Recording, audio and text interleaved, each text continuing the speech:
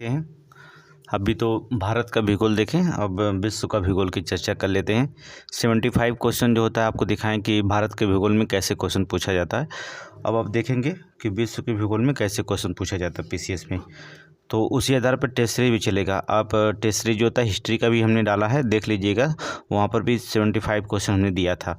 और ज्योग्राफी में जो होता है इंडियन ज्योग्राफी, जिसमें 75 क्वेश्चन दिए, और अब वर्ल्ड ज्योग्राफी जो होता है 75 क्वेश्चन देंगे। एकदम कैसे पेपर पीसीएस में बनता है, यूपी पीसीएस में थोड़ा सा पैटर्न भी चेंज हो रहा है। तो आपको पता है इस बार समीक्षा अधिकारी का पेपर 11 फरवरी को होगा, तो जिसमें 11 फरवरी के वाले पेपर में देखेंगे पैटर्न पूरी तरह चेंज कर दिया था, लॉजिक क्वेश्चन ज़्यादा तर्क दिया था। तो हो सकता है पीसीएस में उसी तरह से चेंजिंग कुछ लाए, तो हम लोग उस तरह से तैयार भी रहेंगे। ठीक है, चलिए क्वेश्चन देखते हैं। निम्नलिखित में से कौन सी घटना पृथ्वी पर सबसे पहले घटित हुई थी?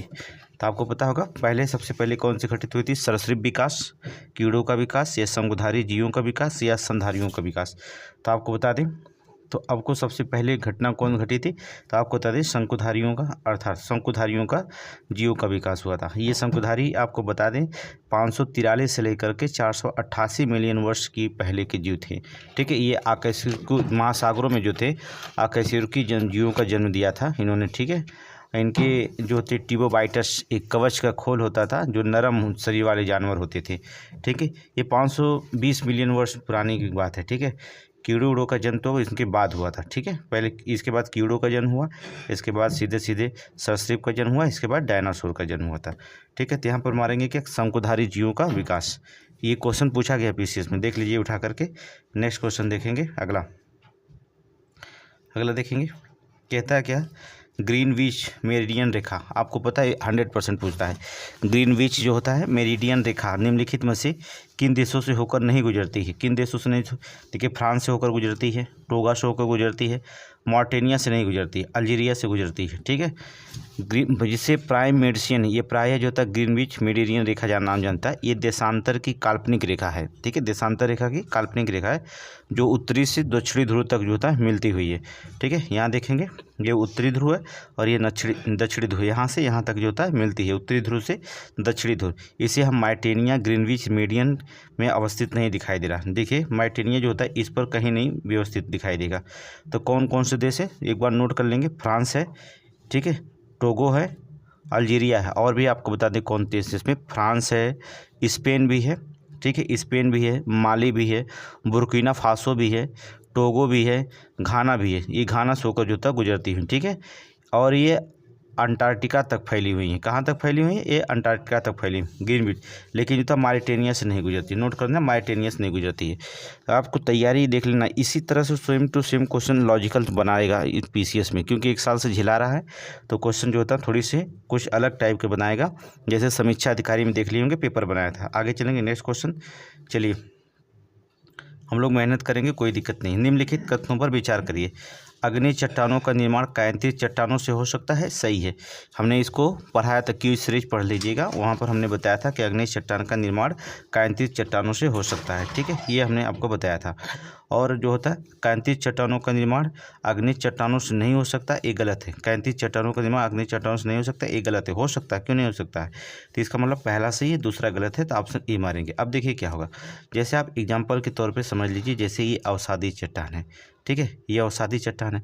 अब यहाँ से जो होगा आप कह सकते हैं कि यहाँ अग्नि चट्टान है और यहाँ जो होती है आपका रूपांतरित चट्टान है। अब यहाँ से जो होता है इसका संचलन पुनर्संचरण में संकलन हो सकता है। रूपांतरित चट्टान से अग्नि चट्टान हो सकती है, अग्नि चट्टान से जो होता है अवसादी चट्टान हो सकती है, अवसादी चट्टान से रूपांतरित चट्टान हो सकती है। ये तीनों औसदन। ठीक है, ये अब बदलेगा कैसे, थोड़ा सा ध्यान रखेंगे। जब अवसादी चट्टान जो होता है अवसादी चट्टान, अग्नि चट्टान जब अवसादी चट्टान में बदलेंगे तो उत्थान पहले होगा, फिर अपक्षय, फिर अपर्दन होगा। इसका मतलब होता है दफन, ताप और दबाव के कारण बदलते, बस सब में हो जाए, समझ लीजिए। दफन, ताप और दबाव, ये तीन मुख्य लक्ष्य होते हैं। उत्थान, अपक्षय और फिर अपर्दन के अनुसार बदलते रहते हैं चट्टान। ठीक है, तो ये नहीं हो सकते, ये गलत है। हो सकते हैं, ठीक है, तीनों एक दूसरे पे हो सकते हैं। आगे देखेंगे तो पहला आपका आंसर जो था सही होगा। आगे चलिए, नेक्स्ट क्वेश्चन। सूची फर्स्ट और सूची सेकंड को सम्मिलित करिए और सूचियों को नीचे दिए कूट की सहायता से आप उत्तर का चयन करिए। चलिए, क्वेश्चन थोड़ा सा नीचे चला गया। कूट की सहायता, ये आप सभी लोग जानते हैं, इसको बताने की हमें ज़रूरत है नहीं। ठीक है, ये आपको सभी लोगों को पता है। चलिए, छोटा कर देते हैं ये, तब आपको सही दिखाएगा। चलिए देख लेते हैं। टाइटन जो होता है वरुण ग्रह, आपको पता है टाइटन किसमें, वरुण, ठीक है। कैलिस्टो जो होता है बृहस्पति पर है, ठीक है, ये उपग्रह है और ये ग्रह है, ठीक है। टाइटन जो होता है कहाँ पाया जाता है, वरुण ग्रह पर पाया जाता है। कैलिस्टो जो होता है आपके बृहस्पति ग्रह पे। ओबरान किस पर है, अरुण पे है। और रिया जो होती है शनि पर है, रिया शनि पर है, ठीक है। आप देखेंगे बृहस्पति ग्रह पर जो देखिए, बृहस्पति पे अगर हम देखें बृहस्पति ग्रह तो चंद्रमाओं की संख्या 95 होती है। आप थोड़ा सा नोट करिए, नोट बनाइए, नोट करिए, आप पढ़ रहे हैं तो नोट कर लीजिए। जैसे बृहस्पति ग्रह पर जो होता है अगर उपग्रहों की संख्या देखा जाए तो 95 चंद्रमा की संख्या पाई जाती है, ठीक है। इस ज्ञात की चंद्रमाओं की संख्या 95 है। 4 सबसे बड़े चंद्रमा हैं, ठीक है, गैलियन चंद्रमाओं के रूप में जाने जाते हैं। बृहस्पति ग्रह पर 4 चंद्रमा कौन कौन है, नोट करिए। आयो ये पीसीएस में पूछा गया 2023 में, देख लेना, ठीक है। यूरोपा, नोट करिए, यूरोपा, गैनीमीड, ठीक है, और कैलिस्टो, ठीक है। ये 4 जो होते हैं सबसे बड़े चंद्रमा हैं, ठीक है। ये गैलीनियन चंद्रमा, ये सबसे बड़े हैं, ठीक है। टोटल जो होता है 95 है, 95, ठीक है। आगे चलेंगे। नेक्स्ट अगर हम यहीं पर शनि की थोड़ी सी चर्चा कर लेते हैं। शनि पर जो होता है टोटल जो होता है सर्वाधिक चंद्रमा जो होता है ज्ञात हुआ चंद्रमा, अर्थात जिसे उपग्रह कर सकते हैं, ठीक है। पृथ्वी का एक उपग्रह है चंद्रमा, ठीक है, तो उसी तरह से वहाँ उपग्रह को हम चंद्रमा नाम देते हैं, ठीक है। शनि पर अगर देखेंगे तो 145 सबसे ज़्यादा शनि के हैं, नोट करना, सबसे ज़्यादा शनि के हैं, ठीक है। और यहाँ पर देखना, ये देखेंगे टाइटन और रिया दोनों शामिल हैं, ठीक है। टाइटन और रिया, टाइटन यहाँ पर है, यहाँ टाइटन है, ठीक है। कभी कभी टिटानिक दे देता है, टिटान, ठीक है, जिसे कहा जाता है, तो वहाँ पर देखेंगे। अरुण पे देखेंगे, अगर अरुण पे देखा जाए तो अरुण पे जो होता है टाइटेनिया, ठीक है, टाइटेनिया और ओबरान, अरुण के 2 चंद्रमा हैं। कौन कौन है, टाइटेनिया, नोट करिए, टाइटेनिया और ओबरान, ये 2 हैं, ठीक है। अगर यहीं पे वरुण के देख लिया जाए तो 2 तरह हो गए। वरुण के पास जो था टाइटन जैसा चंद्रमा है, अपनी प्रतिगामी कक्षा में उल्लेखनीय रखता है, ठीक है। ये तो यहाँ पर ऑप्शन जो होता है स्वयं मिला हुआ है, आपको कोई ज़रूरत है नहीं मिलाने के लिए, ठीक है। तो अगर आप पढ़े हैं तो आप ये मत समझिएगा कि जैसे शुक्र ग्रह, शनि ग्रह, ऐसे क्वेश्चन तो नहीं पीसीएस में पूछा जाएगा ना, तो वनडे एग्जाम का क्वेश्चन हो गया, ठीक है। यहाँ पर देखिए प्रारूप थोड़ा से अलग रहेगा, ठीक है। पीसीएस एग्जाम है इसलिए थोड़ा से प्रारूप अलग रहेगा, फिर घबराने की बात नहीं, सारे क्वेश्चन आपको पूरी तरह से बता देंगे। रेविटी असंबंधता किन भूपरतों को जो होता है मध्य स्थित है, क्यूक सीरीज पढ़े होंगे तो तुरंत बता देंगे। तुरंत बताइए किस पे हमने पढ़ा है, ऊपरी मेंटल और निचली मेंटल। रेविटी जो होता है, रेविटी असंबंधता किसके बीच में है, ऊपरी मंडल और जो होता है ऊपरी मेंटल और निचला मेंटल का होता है, ठीक है। कोनराड असंबंधता की अगर बात करें, कोनराड देखेंगे, अगर कभी कभी रेविटी असंबंधता जो होता है, जैसे हमने कहा यहाँ पर कोनराड असंबंधता देखेंगे, कोनराड जिसे सियाल, ठीक है, सिग्मा, ठीक है। सियाल मतलब सिल्का एल्युमिनियम, सिग्मा मतलब होता है सिल्का मैग्नीशियम, ठीक है। सिल्का और मैग्नीशियम के बीच की जो होता है संक्रमण क्षेत्र को जो होता है कोनराड संबंधता कहते हैं, ठीक, क्या कहते हैं, कोनराड संबंधता कहते हैं। और कभी कभी मोहरविका जो होता है मोहरोविक्स असंबंधता, तो क्रस्ट और मेंटल के बीच, कहाँ के, क्रस्ट और मेंटल के बीच। यहाँ देखिए पहला का जो होता है ये क्रस्ट और मेंटल के बीच में क्या कहा जाता है, मोहरो, अर्थात मोहरोविक असंबंधता कहा जाता है, ठीक है। तो रेविटी असंबंधता किसे कहा जाता है, बाहरी मेंटल और जो होता है आंतरिक मेंटल, दोनों मेंटलों के बीच में जो होता है रेविटी असंबंधता कहा जाता है, ठीक है।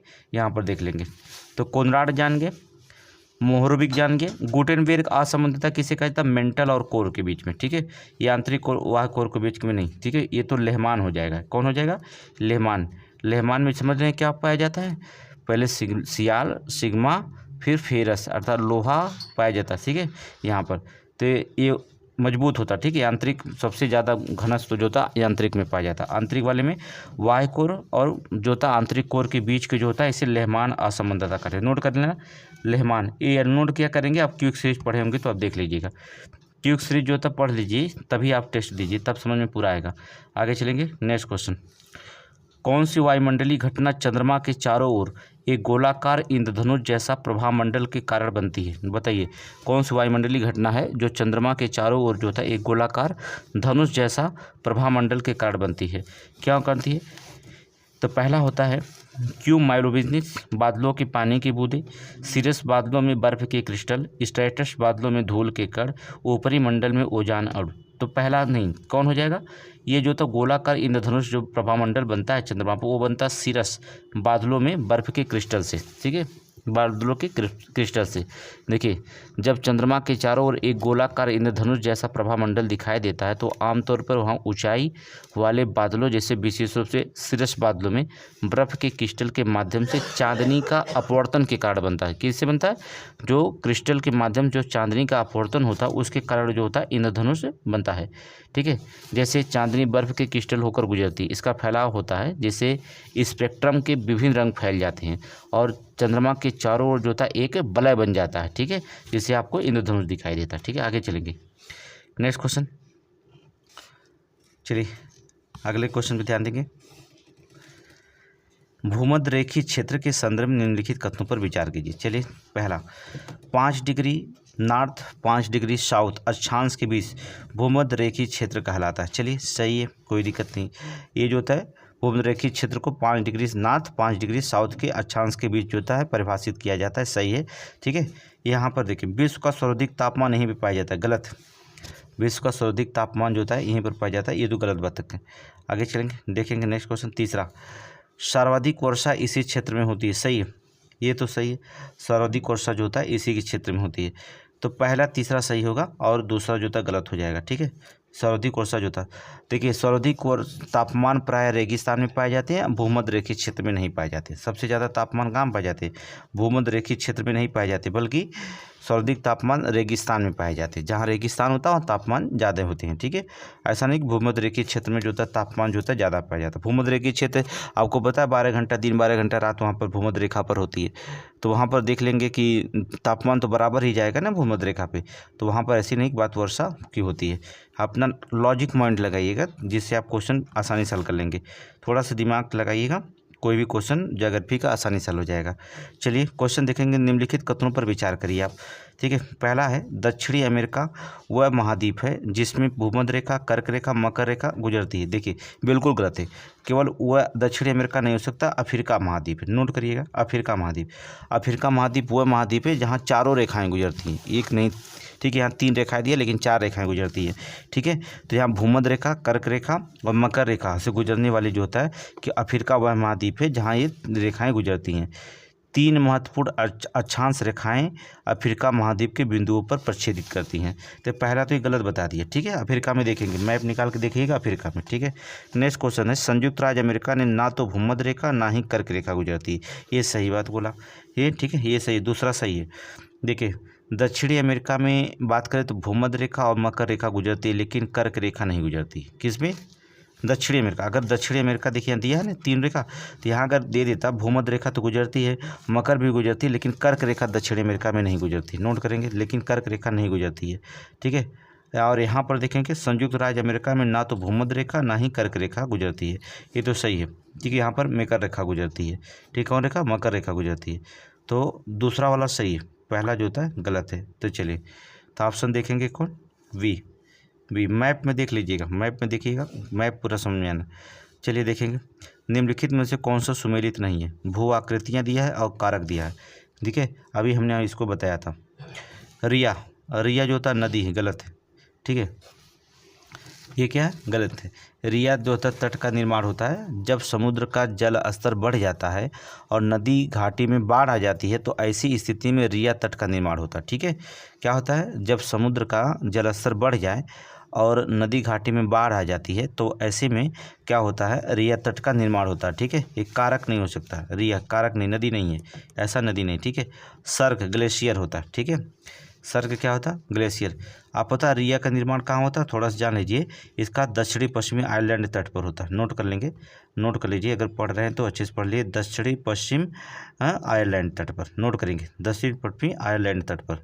ठीक है, यहाँ पर जो होता है निर्माण होता है इसका। नोट करेंगे, दक्षिण पश्चिम आयरलैंड के तट पर जो होता है इसका निर्माण होता है रिया का। आगे चलेंगे, नेक्स्ट क्वेश्चन। सर्क जो होता है ग्लेशियर है, 100%, कोई दिक्कत नहीं, इसमें शक का नहीं करना है। ठीक है, ग्लेशियर अपनी कटाव और निक्षेपण प्रक्रियाओं की भू आकृतियों को बनाते हुए प्रदेश को गाड़ते हैं। ठीक है, घाटिया एडांग जो होता है अपवन है, सही है। घोल रंध्र जो होता है कास्ट, ये भी सही है। ठीक है, एडांग आप पता है अडांग जो होते हैं ये अपघर्षक पवन संचालित कणों के नरम चट्टानों से उकेरी गई सुव्यवस्थित लकीरें होती हैं जो समय के साथ जो होता है व्यापक क्षरण को प्रदर्शित करती हैं। ठीक है, घोल रंध्रियाँ आपको पढ़ा गया होगा, घोल रंध्र या इसको घोल रंध्र कर सकते हैं या तो विलयन रंध्र कर सकते हैं, जो काष्ठ प्रदेशों को सबसे विशिष्ट आकृतियों में से एक मानते हैं इसे। ठीक है, भूमिगत गुफा को छत ध्वस्त होने जाती है जिसे, ठीक है, इसे क्रस्ट कहा जाता है। इसको आप पता है। इसमें दूसरा क्वेश्चन तो आप जानते ही हैं। चलिए नेक्स्ट क्वेश्चन पे विचार करते हैं। बहुत इंपॉर्टेंट क्वेश्चन, यूरोपा की सबसे ऊंची चोटी माउंट एल्ब्रस किस देश में अवस्थित है? ये तो सिंपल सी बात है, हमने बताया माउंट एल्ब्रस किस देश में है? रूस में है। बस हमने आपको बताया था ना, रूस, माउंट एल्ब्रस रूस में है, जिसे कहा जाता है काकेशस पर्वत का नाम बताया था हमने। ठीक है, पढ़िए आप, काकेशस पर्वत श्रृंखला के एक हिस्सा है। माउंट एल्ब्रस क्या है? काकेशस पर्वत का एक हिस्सा है, रूस में है। रूस और जॉर्जिया के बीच सीमा तक विस्तृत है ये काकेशस पर्वत। कहाँ तक? रूस और जॉर्जिया, नोट करेंगे, जॉर्जिया की सीमा तक विस्तृत है, नोट करते रहिएगा। ठीक है, रूस और जॉर्जिया के बीच की सीमा तक विस्तृत है काकेशस पर्वत। उसी काकेशस पर्वत का एक हिस्सा है माउंट एल्ब्रस। माउंट एल्ब्रस में जो था कहाँ स्थित है? ये रूस में है। ठीक है, अगर देखा जाए रूस के जो होते हैं पश्चिमी में काकेशस में रूस के जो थे एक बाल्केरियन गणराज्य के भीतर अवस्थित है। ठीक है, माउंट एल्ब्रस जो होता है यूरोप का सबसे ऊंचा स्थान है। माउंट एल्ब्रस किसका? यूरोप का जो होता है सबसे ऊंचा स्थान माना जाता है। अगर ऊंचाई की बात करें तो 5642 मीटर या 18,510 फीट की ऊंची चोटियाँ इसकी पाई जाती हैं। ठीक है, और इसकी चोटियों पर ज्वालामुखी द्वारा निर्मित है। इस चोटियाँ किससे? माउंट एल्ब्रस जो होता है ज्वालामुखी, अगर कभी पूछ दिया तो नोट करिएगा, ज्वालामुखी द्वारा निर्मित है चोटियाँ। ठीक है, चलिए नेक्स्ट क्वेश्चन, अगले क्वेश्चन पर विचार करेंगे। अगले देखेंगे, अब देखेंगे क्वेश्चन यहाँ पर थोड़ा से, कोरियालिस बल, कोरियालिस के बल में निम्नलिखित पर विचार करिए। कोरियालिस बल समझ रहे होंगे। ठीक है, ध्रुवों पर कोरियालिस बल अपने अधिकतम मान प्राप्त कर लेता है, जबकि भूमध्य रेखा पर शून्य तक पहुंच सकता है। भूमध्य रेखा पर शून्य तक पहुंच सकता है, गलत है, उल्टा लिख दिया। ठीक है, ध्रुवों पर कोरियालिस बल जो था अपना अधिकतम नहीं बल्कि ध्रुवों पर शून्य हो जाता कोरियालिस बल, और यहाँ भूमध्य रेखा पर अधिकतम होता है, उल्टा लिख दिया थोड़ा सा। ठीक है, उल्टा कर लीजिए, सीधा कर लीजिए। ठीक है, भूमध्य रेखा पर कोरियालिस बल शून्य होता है। ठीक है, भूमध्य रेखा पर कोरियालिस बल शून्य होता है, जबकि ध्रुवों पर जो होता है कोरियालिस बल अपना अधिकतम मान प्राप्त कर लेता है। तो थोड़ा सा इसका उल्टा लिख दिया गया है। ठीक है, ध्रुव की जगह कोरियालिस, भूमध्य रेखा, भूमध्य की जगह ध्रुव लिख दिया गया। ठीक है, तो इसको बना लीजिएगा। फिलहाल आपको यहाँ बताना, उत्तरी गोलार्ध में यह हवाओं के दाहिनी ओर विक्षेपण के कारण बनता है। देखिए, कोरियालिस बल के कारण उत्तरी गोलार्ध में पवनें दाईं ओर विक्षेपित हो जाती है। किधर हो जाती हैं? दाईं ओर विक्षेपित हो जाती हैं, और बाईं ओर विक्षोपित हो जाती हैं। बाईं ओर क्या हो जाती है? विक्षोपित हो जाती हैं। तो ये थोड़ा सा विक्षेपण कारण बनता है, ये गलत कर लिख दिया है। तो इसमें जो होता है कोरियालिस बल का प्रभाव नहीं, ये दोनों गलत हैं। इसका मतलब हो जाएगा दोनों गलत हैं। तो आप इसे काटिए, अब चुपचाप देखेंगे, ना तो एक सही है ना तो दो। कौन सा सही नहीं है? तो ना तो एक सही है ना तो दो, ऑप्शन डी मारिए, ऑप्शन डी। चलिए आगे चलते हैं, नेक्स्ट क्वेश्चन। अब देखिए, यल तरंगे, पी तरंगे, एस तरंगे, यल तरंगे, पी तरंगे और एस तरंगे, प्राइमरी वेव्स और सेकेंडरी वेव और लॉन्गिट्यूडल वेव्स। आपको पता होगा, पढ़ाया गया होगा। पी तरंगों और एस तरंगों की जो था कह रहा प्राइमरी तरंग मतलब प्राथमिक तरंगे और सेकेंडरी वेव अर्थात सेकेंडरी तरंगे के बीच में अंतर क्या है, तो आपको बहुत पहले पढ़ाया होगा। आप देखेंगे एस तरंगे पी तरंगों की तुलना में बहुत तेज होती है, सही है। पी तरंगे प्राथमिक तरंगे होती हैं, ऐसी तरंगों की तुलना में तेज़ी से गमन करती हैं। एस तरंगे ऐसी तुलना में तेज़ी से, बीच जो पी तरंगे होती है, थोड़ा सा नोट कर लीजिए, जो पी तरंगे होती हैं वो ठोस तरल और गैस माध्यम में यात्रा कर सकती हैं, जबकि जो एस तरंगे होती हैं वो धीमी होती हैं। ठीक है, एस तरंगे क्या होती है? धीमी होती हैं, तरल और गैस के माध्यम से यात्रा नहीं कर सकती, ये ठोस में केवल कर सकती है। एस तरंगे क्या हो सकती है? केवल ठोस में कर सकती है, तरल माध्यम में थोड़ा धीमी हो जाती है। ठीक है, तो कह रहा है एस तरंगे पी तरंगों की तुलना में बहुत तेज चलती हैं ठोस माध्यम में। ठीक है, पी तरंगे जो होते हैं देखेंगे, पी तरंगे विपरीत और एस तरंगे गैसी, तरल और ठोस माध्यम में चल सकती हैं। ठीक है, अब देखेंगे गैसी में, तरल में, ठोस माध्यम में जो होता है चल सकती है पी तरंगे। अब यहाँ पर कह रहा है इनमें से कौन सही नहीं है, तो अब इसमें से कौन सही नहीं, तो सही तो देखेंगे तो इसमें तो कोई नहीं सही बता रहा, थोड़ा सब उल्टा लिख दिया। क्या कोई भी सही नहीं है, कि ना तो एक सही है ना तो दो सही, क्योंकि यहाँ हमें बता दिया कि एस तरंगे पी तरंगों की, जबकि पी तरंगे ठोस द्रव गैस में चलती है तेजी गति से, पी तरंगे चलेंगी, एस तरंगे नहीं चलेंगी। ठीक है, तीनों माध्यम में तो पी तरंगे चलती हैं। ठीक है, यहाँ पी तरंगों के विपरीत एस तरंगे गैसीय जल, देखिए उल्टा लिख दिया। अभी हम बता रहे हैं कि पी तरंगे जो होती हैं किसमें, ठोस गैस तरल में चलती है, यहाँ एस तरंगे लिख दिया, तो ना तो एक सही है ना तो दो। तरंग गतियाँ आप पढ़े होंगे। ठीक है, तो आप नोट कर लीजिए, पी तरंगे ठोस तरल और गैसों के माध्यम से जो होता है यात्रा कर सकती हैं, जबकि यस तरंगे धीमी गति होती हैं, तरल और गैसों के माध्यम से यात्रा नहीं कर सकती हैं। ठीक है, नोट कर लीजिए। ठीक है, द्वितीयक तरंगे कहलाती हैं, लॉन्गिट्यूडल तरंगे कहलाती हैं। ठीक है, ये आप देखेंगे पी तरंगे का क्या होता है, जैसे यस तरंगे को हम क्या कहते हैं, अनुप्रस्थ तरंग कहते हैं, जबकि पी तरंगे को हम क्या कहते हैं, अनुदैर्ध्य तरंगे कहते हैं। नोट करिए। अब आपको पूछा जाता है अनुदैर्ध्य तरंगे कैसे चलती हैं, अनुप्रस्थ तरंगे विज्ञान की भाषा में आप जानते होंगे। ठीक है, तो पी तरंगे अनुदैर्ध्य तरंगे होती हैं, यस तरंगे अनुप्रस्थ तरंगे होती हैं। नोट कर लीजिए। ठीक है, ना तो एक सही है ना तो दो। कौन सही नहीं है, एक और दो दोनों नहीं सही है। ठीक है, सी मारिए। आगे देखेंगे नेक्स्ट क्वेश्चन, अगला क्वेश्चन नंबर 13। ये कथन और तर्क में 47 क्वेश्चन पूछा गया था समीक्षा अधिकारी में, यही अब कथन और कारण, कथन कारण, कथन कारण, 47 क्वेश्चन पूछा गया। कहीं पीसीएस में ऐसा उठा देगा तो आपको जब तक पढ़े नहीं रहेंगे तब तक लगा कैसे पाएंगे। चलिए देखते हैं। प्रवाल भित्तियाँ पानी के तापमान में परिवर्तन के प्रति अत्यधिक संवेदनशील होती। पहला सही है, जो प्रवाल भित्तियाँ होती हैं वो पानी के तापमान में परिवर्तन के प्रति जो होता अत्यधिक संवेदनशील होती। क्योंकि अब देखिए यहाँ रीजन जोड़ा जाता है, क्योंकि विकास, क्योंकि से शब्द अगर जुड़ जाता है आंसर निकल जाता तो फिर सही है, नहीं तो फिर गलत होगा। क्योंकि पानी के उच्च तापमान से प्रवाल विरंजन हो सकता है, जहाँ प्रवाल अपने सजीव शैवाल को बाहर निकाल देते हैं, जैसे वे सफ़ेद हो जाते हैं और असंभावित रूप से मर जाते हैं। ठीक है, ये दोनों सही है, कथन भी तर्क भी दोनों सही है। इसलिए जो था व्याख्या करता है, जहाँ ऑप्शन सही व्याख्या करता है, ए आर के सही व्याख्या करता वही आंसर होगा। अर्थात ए आर दोनों सत्य हैं, आर ए की सही स्पष्टीकरण दे रहा है, तो आपका ऑप्शन ए मारेंगे। ठीक है, ऑप्शन ए मारेंगे। प्रवाल भित्तियाँ, ठीक है, जान लेना, ये तापमान का तनाव यथावत बना रहता है तो प्रचलित प्रवाल भित्तियाँ अनंतः मर भी सकते हैं। ठीक है, मर सकते हैं। ठीक है, अगर अनंतः बना रहा तो प्रवाल भित्तियाँ मर जाएंगे। नोट कर लीजिए।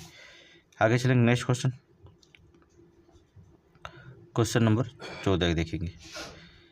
चलिए, यहाँ पर भौगोलिक विशेषताएं और देश, भौगोलिक विशेषताएं और देश की चर्चा करते हैं।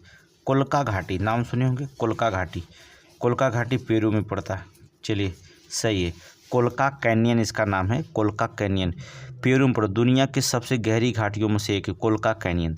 ये दक्षिणी पेरू में पाया जाता है। कोलका कहाँ पाया जाता है, दक्षिणी पेरू में पाया जाता है। नोट करिएगा, दक्षिणी पेरू में।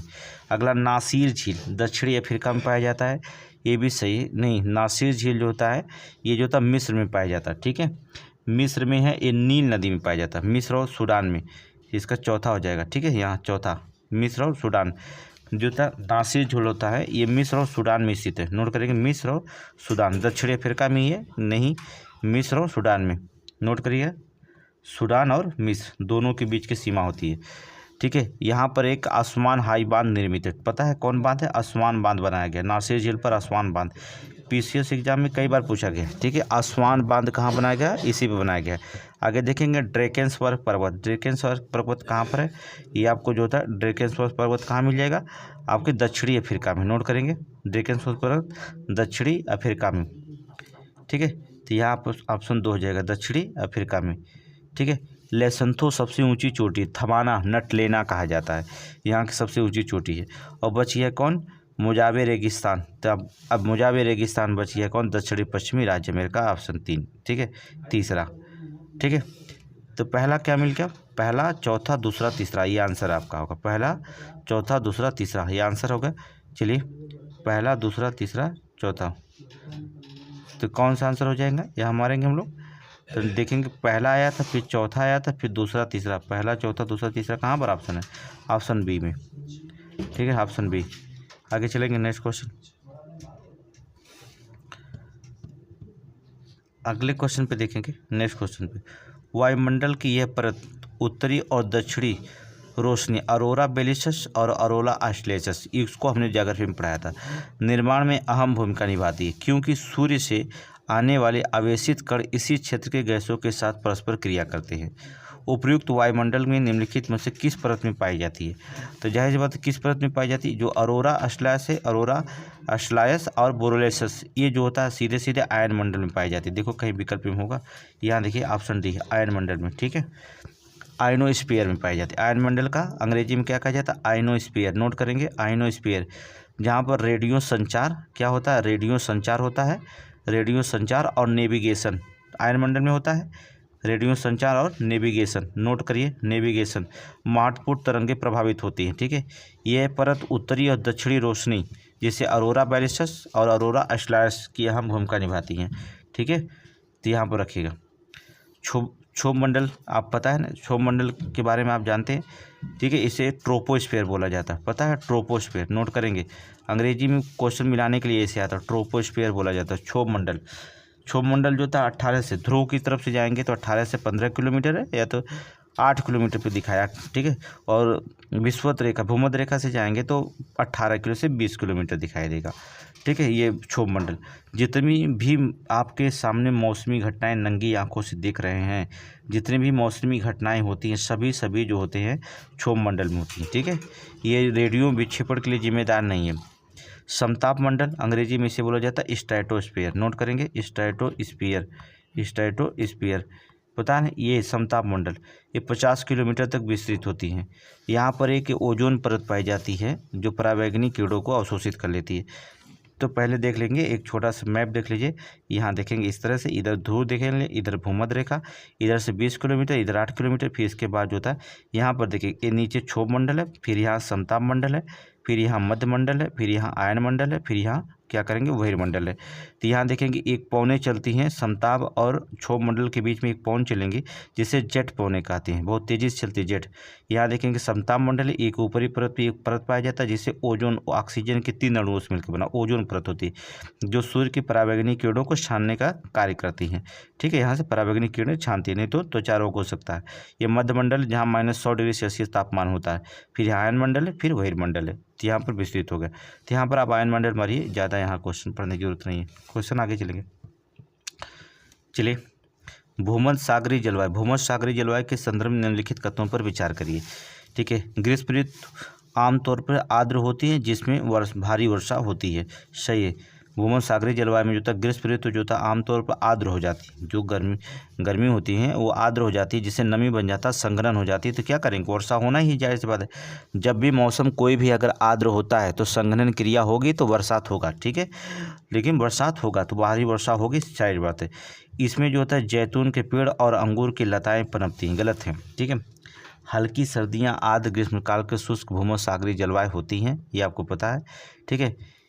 भूमध्य सागरीय जलवायु में आमतौर पर ग्रीष्मकाल शुष्क होता है जिसमें न्यूनतम वर्षा होती है और अधिकांश वर्षा सर्दियों के दौरान इसमें होती है, ठीक है। अधिकांश वर्षा क्या होती है, सर्दियों के दौरान होती है।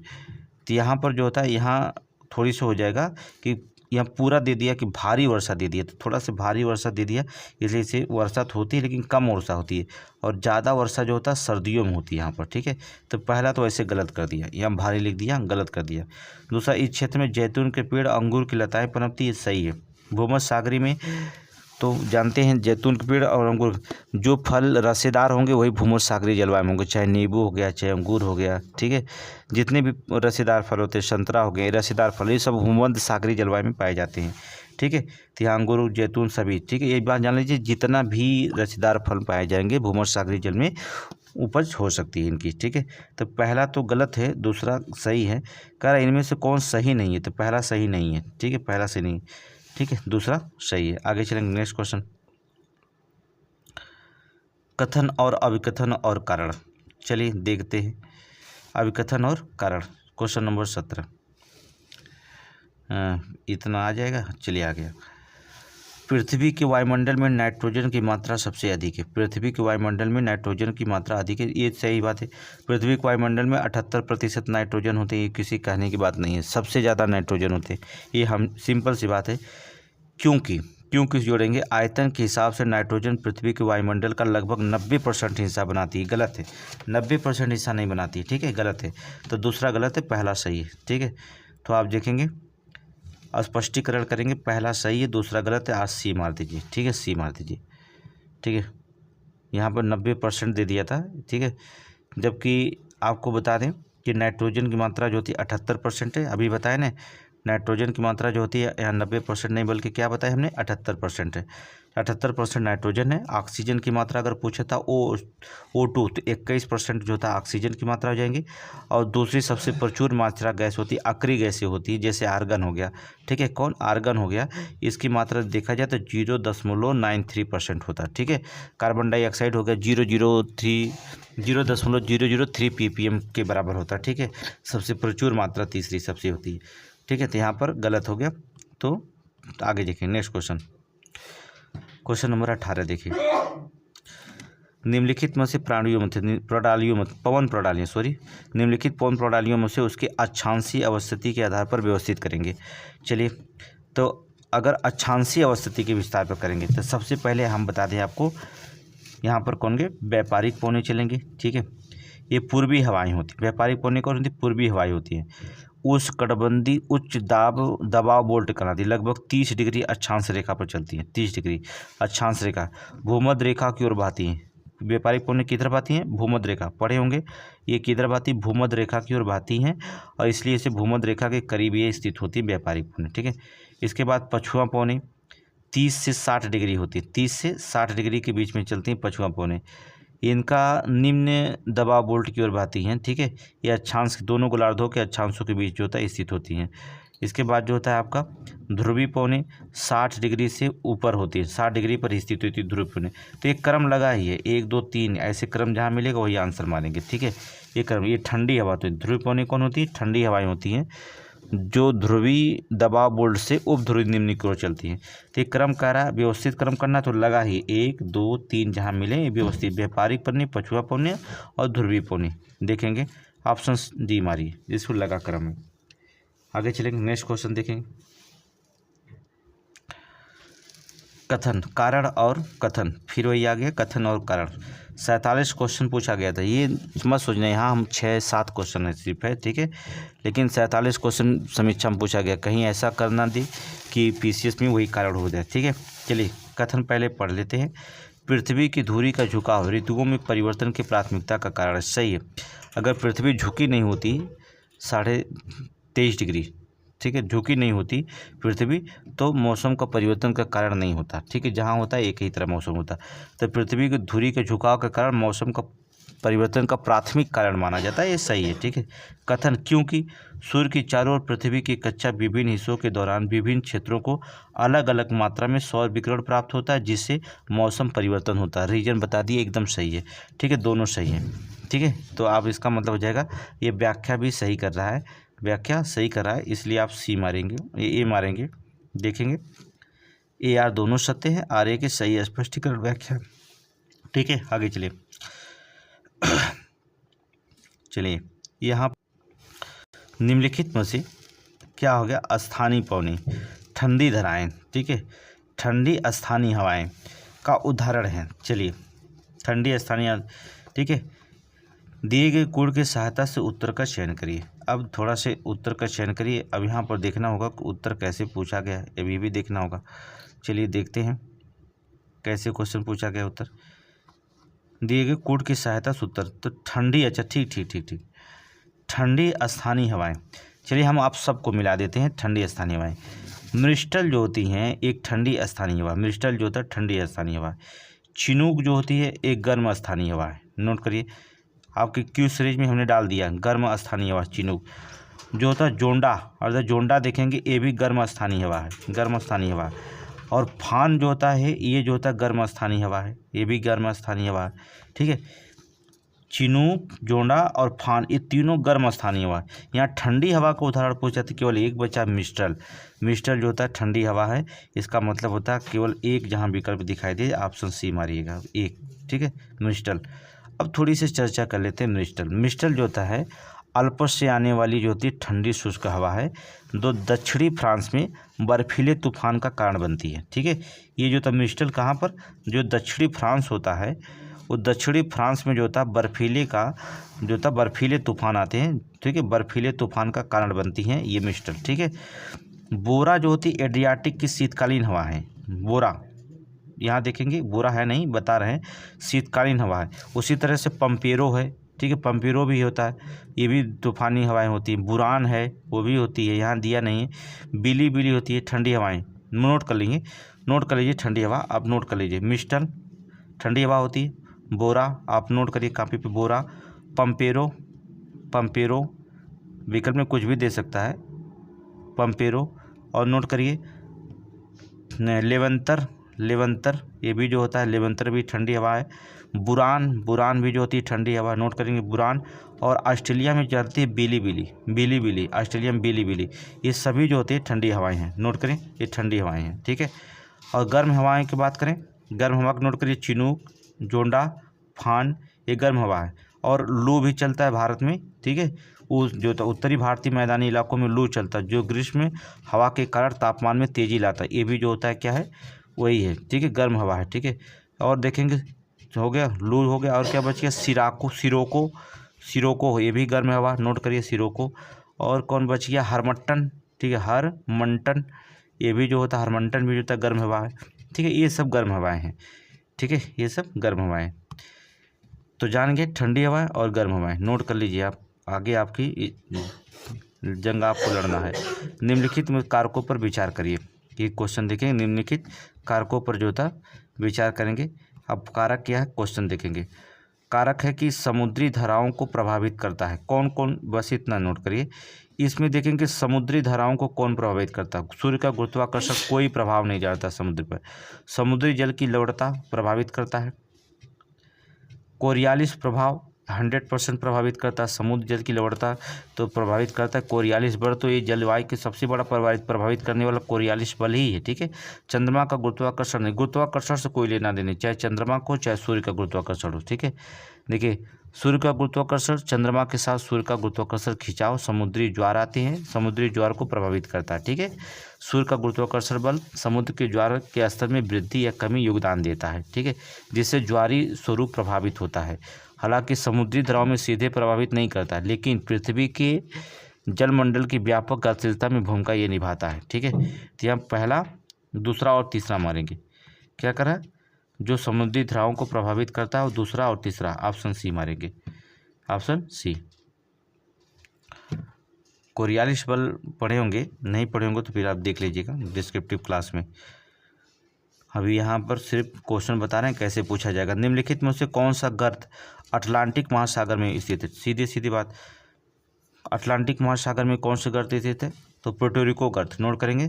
प्यूर्टो गर्त जो था अटलांटिक महासागर में स्थित है।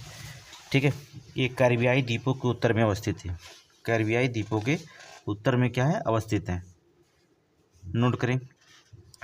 डायमेंटिना गर्त कहाँ होता है, डायमेंटिना गर्त कहाँ पर है, ये ऑस्ट्रेलिया के उत्तर पश्चिम में, इसे कहा जाता है हिंद महासागर में स्थित है। हिंद महासागर, नोट करेंगे, हिंद महासागर। टोंगा गर्त कहाँ है, प्रशांत महासागर में, नोट करेंगे, प्रशांत महासागर। अब नोट कर लीजिए सभी, जब नोट कर रहे हैं तो प्रशांत महासागर। मैरियाना गर्त, ये तो कहने की बात नहीं है, तो प्रशांत महासागर में पश्चिमी प्रशांत महासागर में मैरियाना गर्त द्वीप समूह के पास, मैरियाना द्वीप समूह के पास है। ये सबसे गहरा गर्त है, विश्व का सबसे गहरा गर्त कौन है, मैरियाना गर्त है, नोट कर लीजिए मैरियाना गर्त। आगे चलेंगे, नेक्स्ट क्वेश्चन। उत्पत्ति और चक्रवात के नाम, नोट करेंगे। उत्पत्ति और चक्रवात के नाम, तो आपको पता है कि उत्पत्ति और चक्रवात के नाम, प्रशांत महासागर में टाइफून उत्पन्न होता है, सही है, इससे प्रभावित होते टाइफून जो होता है उत्पन्न होता है प्रशांत महासागर में। ठीक है, तो सही है टाइफून। अगला देखेंगे, उत्तरी अटलांटिक महासागर में नार्वेस्टर, ठीक है, ये भी सही है। दक्षिणी प्रशांत सागर में बागोयो, सही है। उत्तरी हिंद महासागर में टेम्परेस्ट, ये भी सही है। ठीक है, उत्तलैंड जो होता है उत्तरी अटलांटिक महासागर में जो होता है क्या होता है, नार्वेस्टर जो होता है, ये जो होता है किसको प्रभावित करता है, उत्तरी अमेरिका के पूर्वी तट पर। ठीक है, उत्तरी अमेरिका, नोट करना, उत्तरी अमेरिका प्रभावित होता है, उत्तरी अमेरिका के पूर्वी तट पर। और जो होता है बागियो जो होता है किसको प्रभावित करता है, इसका तूफान जो होता है फिलीपींस में सबसे प्रभावित होता है, दक्षिणी पश्चिमी प्रशांत महासागर में आता है। फिलीपींस नोट करेंगे, फिलीपींस में, ठीक है। और उत्तरी हिंद महासागर में टेम्परेट जो आता है, तो ये समझ लेना कि हिंद महासागर में शब्द जो होता है टेम्परेट एक शब्द है जिसका उपयोग हिंद महासागर के चक्रवातों के लिए किया गया था। टेम्परेट। हिंद महासागर किनारे कौन है थोड़ा प्रभावित देश, नाम जान जाएंगे। तो सारे मिले हुए हैं, 1 2 3 4 नोट कर ली। आगे चलेंगे नेक्स्ट क्वेश्चन। निम्नलिखित समुद्रों में से किसे अत्यधिक उच्च लवणता स्तर वाली खारी झील माना जाता है? उच्च लवणता वाली स्तर वाली होता है खारी झील माना जाता है। चलिए बताएंगे। काला सागर, अरल सागर, कैस्पियन सागर या मृत सागर, किसे माना जाता है? मृत सागर। नोट करेंगे मृत सागर को। काला सागर जो था वैश्विक औसत लवणता की तुलना में कम पाया जाता है। डेन्यूब के सहित नदियों में मीठा पानी आकर मिल जाता है यहाँ पर, ठीक है, काला सागर में। और अरल सागर की बात करें तो अरल सागर जो कभी दुनिया का सबसे बड़ी झीलों में से एक था, ये सिंचाई हेतु जो होता है अपनाने के कारण जो होता है सिंचाई के लिए प्रयोग होने लगा, इसके कारण जो होता है हद तक ये सूख गया है। कैस्पियन सागर का क्षेत्रफल दृष्टि से जल का सबसे बड़ा संलग्न अंतर्देशीय निकाय है जो खारे पानी के झील के रूप में वर्गीकृत किया गया, कैस्पियन सागर, ठीक है, कैस्पियन सागर, इसलिए इसका नहीं। मृत सागर, ठीक है, खरी झील मानी जाती है कौन? मृत सागर। नोट करिए मृत सागर। कहाँ पर क्वेश्चन कहाँ पर थे? जॉर्डन रिफ्ट घाटी पर। नोट करिए, आप पूछ लिए ना कहाँ पर है, जॉर्डन रिफ्ट घाटी पर। क्वेश्चन पुटअप करेंगे तभी आप बता पाएंगे। चलिए नेक्स्ट क्वेश्चन, ये देखिए क्वेश्चन देखेंगे। जलडमरू मध्य जोड़ता है, पहला है जिब्राल्टर जलडमरू मध्य अटलांटिक महासागर को भूमध्य सागर में जोड़ता है। नोट करिए, क्यू सीरीज पढ़ लीजिए, सही है पहला। मैगलन जलडमरू मध्य ये जो होता है प्रशांत महासागर अटलांटिक महासागर को जोड़ता है, गलत है, प्रशांत महासागर को अटलांटिक महासागर को नहीं जोड़ता है मैगलन, ठीक है, बल्कि अटलांटिक महासागर जो होता है प्रशांत महासागर में जोड़ता है, ठीक है, अटलांटिक महासागर और प्रशांत महासागर को जोड़ता है, तो ठीक है जोड़ता है, ये गलत है, दूसरा गलत है। तीसरा मलक्का जल संधियाँ अंडमान सागर और दक्षिणी चीन सागर को जोड़ती है, पहला तीसरा सही है, दूसरा गलत है, पहला तीसरा सही है, दूसरा गलत, निकालिए ऑप्शन नंबर सी। आगे चलेंगे नेक्स्ट क्वेश्चन, क्वेश्चन नंबर 26। कौन सी गर्म धाराएं हैं, कौन सी गर्म धाराएं, कौन सी ठंडी धाराएं, क्यू सीरीज पढ़ लीजिएगा। हम आपको बता दे रहे हैं गर्म धाराएं पूछता है, हम्बोल्ट गल्फ स्ट्रीम धाराएं गर्म धाराएं हैं, और तीसरी जो होती है ये पूर्वी ऑस्ट्रेलिया धारा, ये भी गर्म है, ठीक, पूर्वी ऑस्ट्रेलिया धारा, ये दोनों जो होता है। तो क्वेश्चन देखेंगे कौन सा हुआ, दूसरा और पाँचवा, ठीक है, दूसरा और पाँचवा, ठीक है। देखिए समय आपका ज़्यादा हो गया, 26 क्वेश्चन सीखने में 45 मिनट लग गए। अब देखिए बहुत तेज़ी से चला जाएगा सी, ठीक है, समझाने में आपको ज़्यादा समय लग रहा है। निम्नलिखित में से कैस्पियन सागर में बहती है, कैस्पियन सागर में जो होती बहती है, कौन कौन से कैस्पियन सागर में बहती हैं? बोरगा नदी बहती है और यूराल नदी बहती है, ठीक है, डेन्यूब नदी नहीं बहती है, ठीक है, डेन्यूब नदी जो होता है कैस्पियन सागर की नहीं बहती है बल्कि काला सागर में बहती है। कहाँ बहती है? काला सागर में बहती है, नोट करिए काला सागर में बहती है। तो बोरगा और यूराल बहती है कैस्पियन सागर में, डेन्यूब काला सागर में बहती है। तो 1 और 3 जहाँ 1 और 2 जहाँ मिले वो आंसर हो जाएगा, ऑप्शन नंबर बी मारिए, ठीक है, ऑप्शन नंबर बी। थोड़ा तेज़ी से चलेंगे अब क्योंकि समय ज़्यादा चला जा रहा है समझाने में, ठीक है। पहला अभिकथन देखेंगे, रेगिस्तान में अक्सर दिन और रात के बीच बड़े तापमान का अंतर का अनुभव होता है, सही है। रेगिस्तान जो होता है जल्दी गर्म हो जाता है और रात में जल्दी ठंडा हो जाता है, बहुत अंतर पाया जाता है, ठीक है, तो पहला सही है। रेगिस्तान में वनस्पति की कमी के कारण नमी कमी आती है जिससे रात में तेजी ठंडक होती है और दिन की गर्मी तीव्र हो जाती है। रीजन बता दिया है, क्योंकि रीजन बता दिया इसका, ठीक है, तो रीजन बता दिया, तो ऑप्शन ए मारिए, ए आर दोनों सही है, आर ए की सही व्याख्या करता है, ए मारिए, ठीक है। आगे चलेंगे नेक्स्ट क्वेश्चन, जहाँ नहीं समझ में आएगा वहाँ हम आपको समझा देंगे, बस इतना जानिए कि इसमें बहुत समय ज़्यादा चला जा रहा है आपको समझाने में, ठीक है। चलिए देखेंगे नेक्स्ट क्वेश्चन देखेंगे अगला, महासागरों में समुद्रों में ज्वार भाटा के लिए कौन सा घटना उत्तरदायी है, ठीक है। महासागरों में जो होता है समुद्रों में ये ज्वार भाटा के लिए कौन उत्तरदायी है? चलिए पहला देखते हैं, सूर्य का गुरुत्वाकर्षण बल, हमने अभी भी बताया था इसके पहले, सूर्य का गुरुत्वाकर्षण बल जो होता है, सूर्य चंद्रमा जो होता है जब एक साथ होते पृथ्वी गुरुत्वाकर्षण बढ़ता है तो ज्वार भाटा जरूर आएंगे, ठीक है, तो गुरुत्वाकर्षण सही है, पहला सही है। पृथ्वी का घूर्णन कोई कारण नहीं, पृथ्वी का परिक्रमण इससे कोई कारण नहीं, दिन रात के इनमें अंतर परिक्रमण घूर्णन होता है। गुरुत्वाकर्षण चंद्रमा पर बल ये भी जो होता है तभी बताया ना, पृथ्वी सूर्य, ये भी सही है। तीसरी चीज होता है कोरियालिस बल का कोई बल नहीं इस पर ज्वार भाटा पे होता है, पृथ्वी का अपकेंद्री बल सही होता है। तो किसके कारण होता है? पहला, चौथा और पाँचवा छठवां कारण बनता है। गुरुत्वाकर्षण बल, चंद्रमा का गुरुत्व और पृथ्वी का अपकेंद्र बल, ये 3 कारण जो होता है पृथ्वी पर समुद्र महासागरों में ज्वार भाटा आते हैं। चलिए देखते हैं, तुरंत मारिए 1 4 6 ऑप्शन नंबर डी मारिए, 1 4 6 ऑप्शन नंबर डी। ठीक है, एक साथ 1 4 6 ऑप्शन नंबर डी। आगे चलेंगे नेक्स्ट क्वेश्चन, आगे देखेंगे एंजल जलप्रपात देश, एंजल प्रपात वेनेजुएला में सही है। योसेमाइट जो होता है यूएसए में सही है। इगाजो जो होता है ब्राज़ील में सही है। गुलफास जो होता है आइसलैंड में सही है। ये सभी जो होता है मिलान सही है, 1 2 3 4 सबके सब मिले हुए हैं, कोई दिक्कत नहीं है। तो इसमें सी मारेंगे, ए मारेंगे, कौन है अर्थात 1 2 3 4 कौन है, बी है, ऑप्शन बी। आगे चलेंगे नेक्स्ट क्वेश्चन देखेंगे, डियागो गार्सिया द्वीप, नोट करेंगे डियागो गार्सिया द्वीप कहाँ पर स्थित है, हमने इसको बताया था। डियागो गार्सिया द्वीप कहाँ पर स्थित है बताइए तुरंत, हिंद महासागर में। कहाँ पर, हिंद महासागर। अभी इसके पहले हमने बताया था प्रशांत महासागर के किनारे बसने वाले द्वीप और भूमध्य सागर में, अटलांटिक महासागर में। कौन है, हिंद महासागर में जो होता है ठीक है, डियागो गार्सिया द्वीप कहाँ पर, हिंद महासागर। नोट करिए 31 का डी। आगे चलेंगे नेक्स्ट क्वेश्चन देखेंगे अगला, दक्षिणी चीन सागर में निम्नलिखित द्वीपों पर विचार करिए। उत्तर से दक्षिण क्रम लगाने, उत्तर से दक्षिणी क्रम में व्यवस्थित करना। चलिए पहले उत्तर से दक्षिणी, पहला जो होता है स्पेंटली होता है पहला, फिर उसके बाद कौन आता है, इसके बाद आता है बोर्नियो द्वीप आएगा, इसके बाद जो होता है तीसरा पालावान द्वीप आता है, फिर चौथे पर हैनान द्वीप आता है।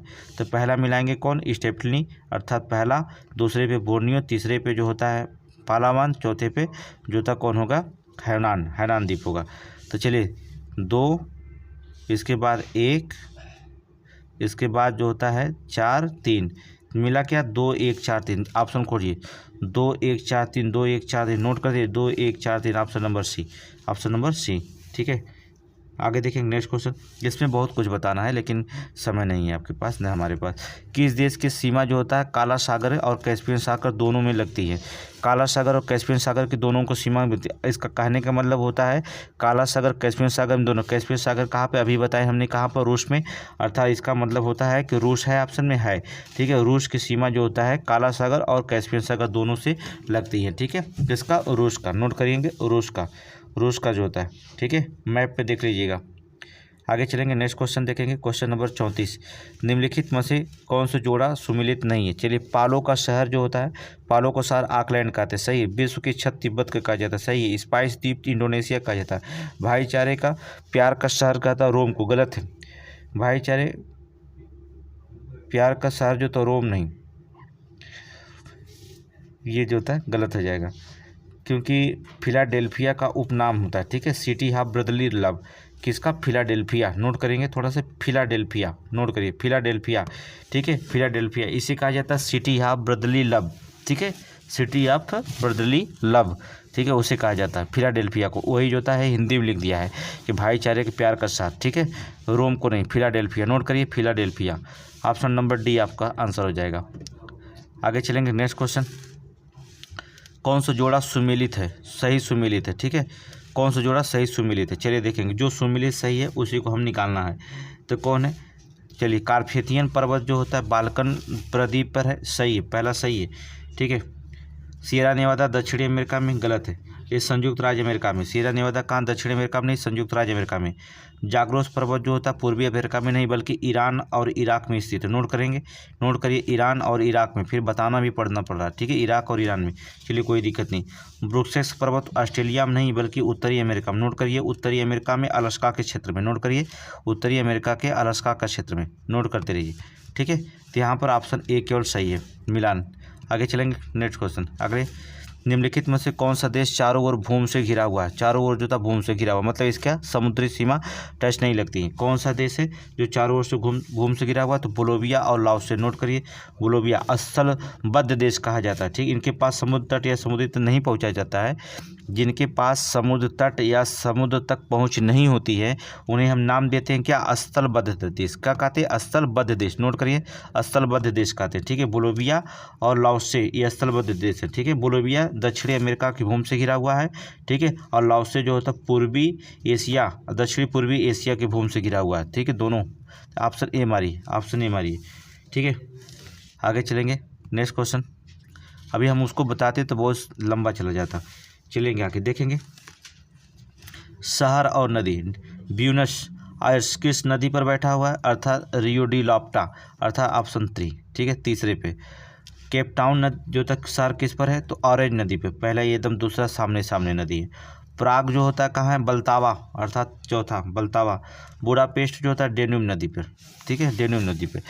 तो क्या हो गया, तीसरा, दूसरा, चौथा, 1, 3 2 4 1, मिलान करिए, 3 2 4 1, जल्दी करिए, 3 2 4 1, ऑप्शन नहीं मारिए, ऑप्शन नहीं, ठीक है। आगे देखें नेक्स्ट क्वेश्चन, अगला।